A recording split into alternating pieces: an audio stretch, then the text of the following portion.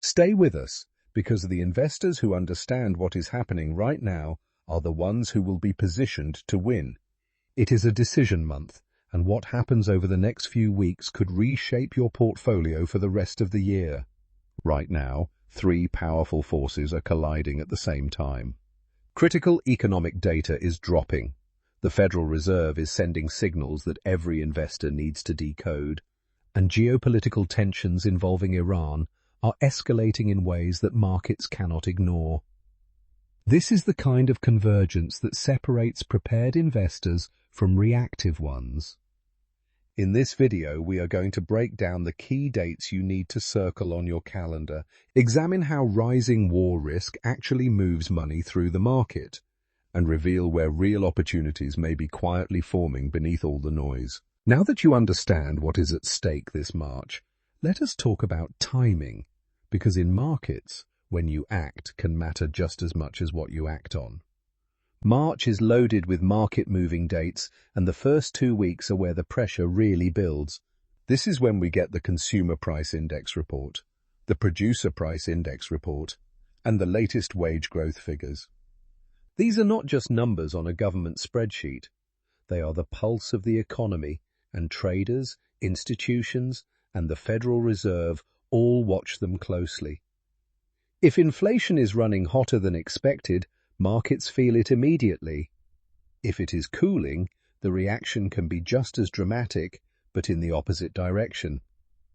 The data released in these first 2 weeks will essentially set the emotional temperature of the market for the entire month of March.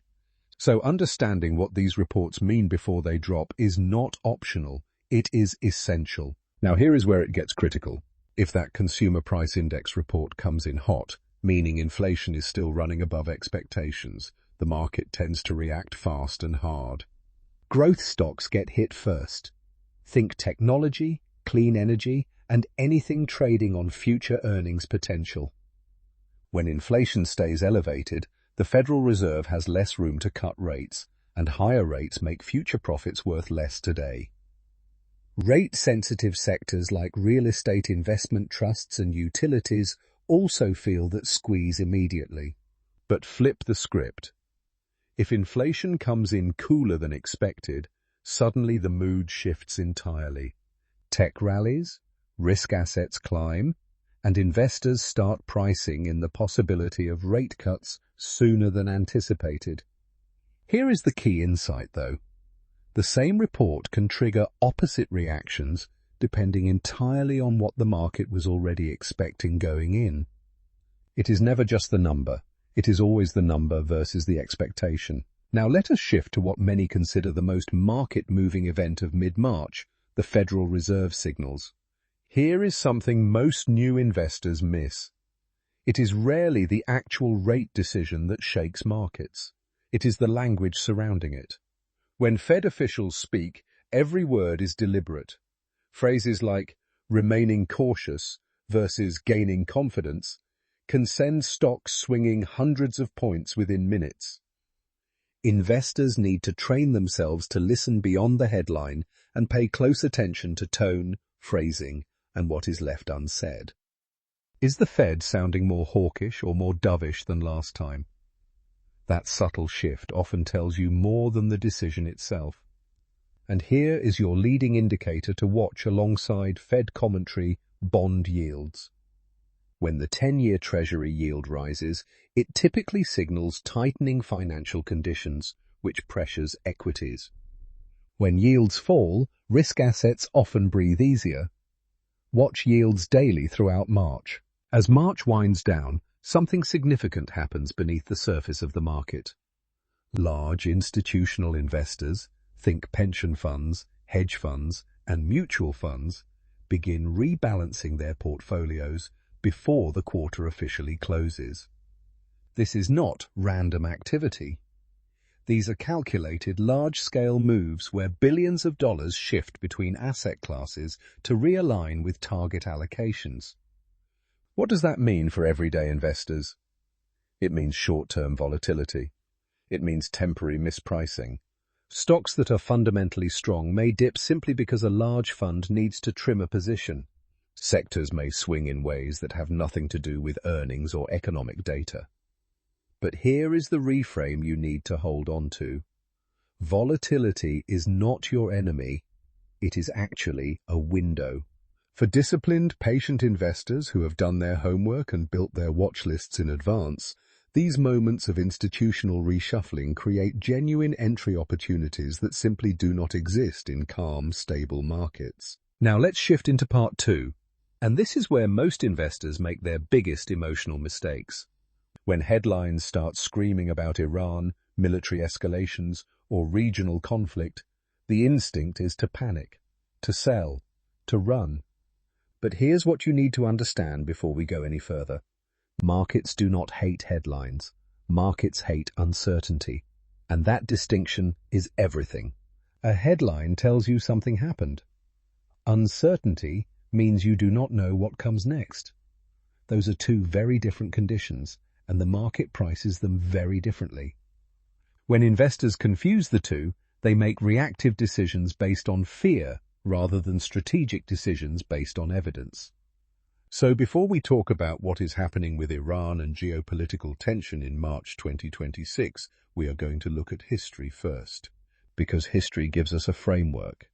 It replaces panic with pattern recognition.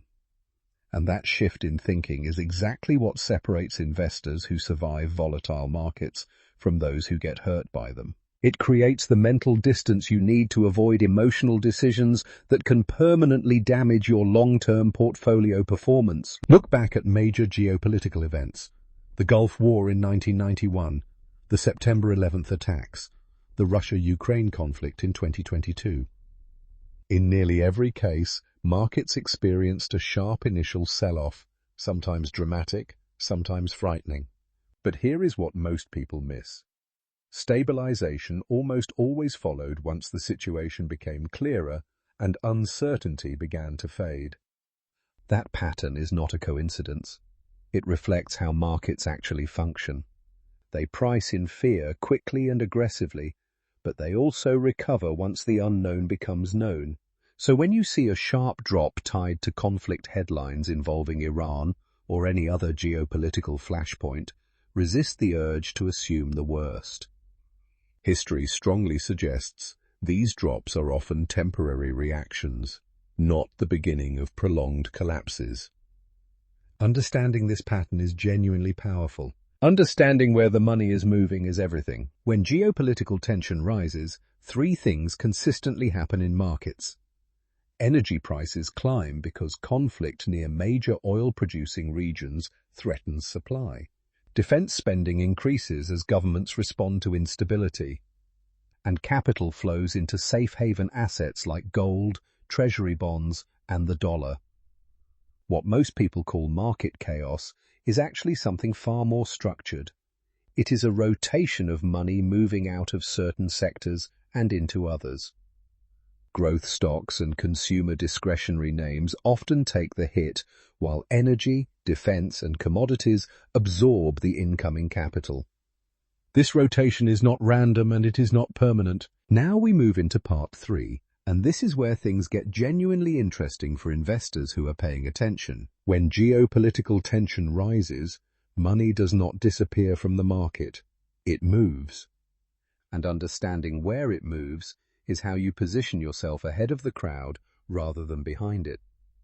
There are 4 sectors that historically benefit during periods of uncertainty, and we are going to walk through each one.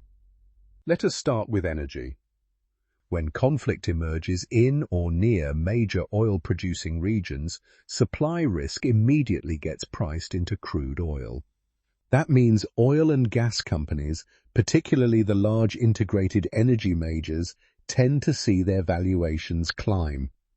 Now, the key word here is monitoring, not chasing. Energy-focused exchange-traded funds give you broad exposure without betting everything on a single company.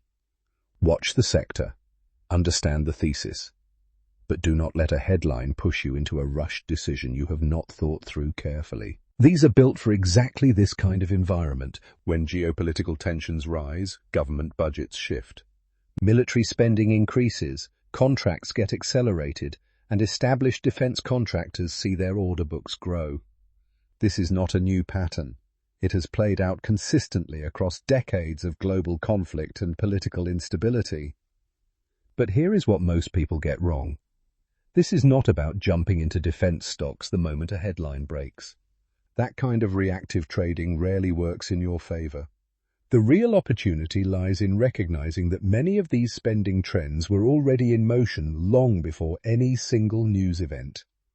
Defense budgets in the United States and across Europe were already expanding, heading into 2026. Geopolitical tension simply accelerates what was already happening. Now let's talk about the third category that tends to benefit during geopolitical uncertainty, and that is gold and commodities. But before you get excited, it is important to understand what gold actually is in a portfolio context. Gold is not a growth asset. It is a hedge. It is protection. When investor confidence in stocks, currencies, or government bonds starts to weaken, money historically flows into gold because it holds value when other things do not. You will often see gold prices climb during periods of conflict, inflation fear, or systemic market stress. It is not reacting to opportunity, it is reacting to fear. That is a critical distinction. Commodities like silver and copper can follow similar patterns depending on supply disruptions tied to conflict regions. The key reminder here is this: gold is not about getting rich quickly. It is about preserving the wealth you have already built when the world around you feels unstable and unpredictable. Now let's talk about the fourth defensive sector worth watching during uncertain times: infrastructure and utilities. These are not the sectors that make headlines or generate excitement at dinner parties, but they are the ones that quietly hold a portfolio together when everything else feels shaky. Infrastructure and utility companies provide essential services like electricity, water, and transportation. People pay their power bills regardless of what the Federal Reserve says or what is happening in the Middle East. That consistency translates into stable, predictable cash flows that investors find extremely attractive when uncertainty is high. Unlike technology or consumer discretionary stocks, utilities are far less sensitive to economic swings. When growth slows or fear spikes, money tends to rotate into these steady, dividend-paying sectors. Think of infrastructure and utilities not as exciting growth plays, but as the foundation beneath your defensive portfolio strategy. They may not double overnight, but they help you stay standing when the ground starts shifting. Now let's talk about what not to do, because in a market like this, the wrong move can cost you more than any missed opportunity ever would. The first trap is panic selling. When headlines get loud and your portfolio turns red, the instinct to get out feels rational. It is not. You are almost always selling at the worst possible moment. The second trap is chasing war-related headlines. Every escalation triggers a wave of reactive trades. Most of them are noise. By the time you act on a headline, the market has already priced it in. The third trap is over-leveraging short-term trades. Volatility feels like opportunity, and it can be, but only if you are disciplined. Using excessive leverage during uncertain periods is how investors blow up accounts that took years to build. Recognize these impulses, name them, then pause before you act. Now that we have covered what to avoid, let us talk about what smart investors actually do when markets get uncomfortable. The first principle is simple but powerful. Build positions gradually. Rather than going all in at once, disciplined investors spread their entries over time. This approach, often called dollar-cost averaging, removes the pressure of trying to pick the perfect moment and reduces the emotional weight of every market swing. The second principle is focusing on quality. During uncertain periods, the companies that hold their ground are typically those with strong cash flow, manageable debt, and clean balance sheets.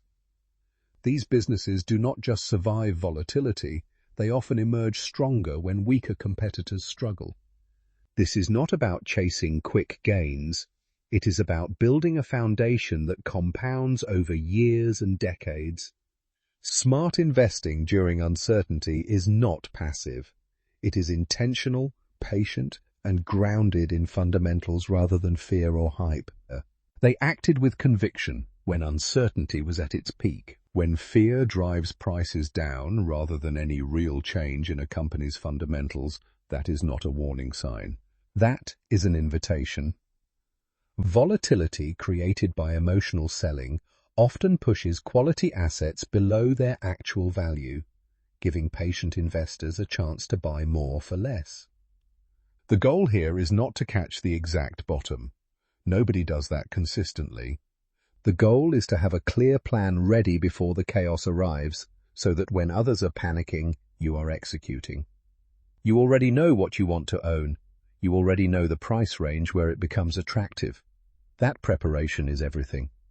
History has shown repeatedly that the most uncomfortable moments in the market are often the most profitable entry points in hindsight. The investors who built real wealth did not wait for certainty. That is the real edge in any market. Wealth is not built during comfortable markets. It is built during uncertain ones. The investors who win long-term are not the ones with the best predictions. They are the ones who stay calm when everyone else is panicking. And the single biggest difference between a reactive investor and a strategic one is not intelligence or experience. It is preparation. Having a written plan, a watch list, and clear entry criteria before volatility hits means you are never making decisions from fear. You are executing from a position of clarity. The market rewards those who study it, not those who fear it. Throughout this video, we have walked through a three-part framework designed to help you navigate March 2026 with clarity and confidence. First, know the key dates. The inflation reports, the Federal Reserve signals, and the quarter-end rebalancing window all matter and all create movement. Second, understand how geopolitical risk rotates money. Conflict does not destroy markets, it redirects capital, and knowing where it flows puts you ahead of the crowd. Third, position yourself in sectors that historically benefit from uncertainty, energy, defense, gold, and utilities. Now here is the most important thing to remember. None of this requires you to predict the future. You do not need a crystal ball. You have the tools. Now use them wisely. March 2026 is not just another month on the calendar. It is a defining moment for how your portfolio performs through the second and third quarters of this year. The decisions you make right now, or choose not to make, will echo well beyond these 31 days. The framework is simple but powerful. Know your key dates. Understand how geopolitical risk rotates money across sectors. And position yourself where the patterns historically point toward opportunity. None of that requires a crystal ball. Welcome to the community. See you in the next one. Are you feeling bullish heading into April, or are you taking a more cautious approach given everything we just covered? Drop your answer in the comments below because I genuinely read them, and this community always has some of the sharpest perspectives out there. Your insight might even shape a future video topic. If this breakdown gave you clarity, gave you a framework, or simply helped you think differently about what is happening in the market right now, do me a quick favor and hit that like button. It takes 1 second, and it truly helps this channel reach more people who are trying to make smarter financial decisions. And if you are not subscribed yet, now is the time. We break down market trends, geopolitical risk, and real investment strategy regularly, so you never have to feel caught off guard again. Thank you for watching, and we will see you in the next one. Everything covered in this video is strictly for educational and informational purposes only. Nothing discussed here constitutes financial advice, investment advice, or a recommendation to buy or sell any security or asset. We are not your financial advisor, and this content should never be treated as a substitute for personalized professional guidance. All investing involves risk, including the possible loss of principal. Markets can and do move in unexpected directions, and no strategy guarantees positive returns. Past performance is not indicative of future results. What worked in previous market cycles may not work in the current one. Please do your own research before making any investment decisions.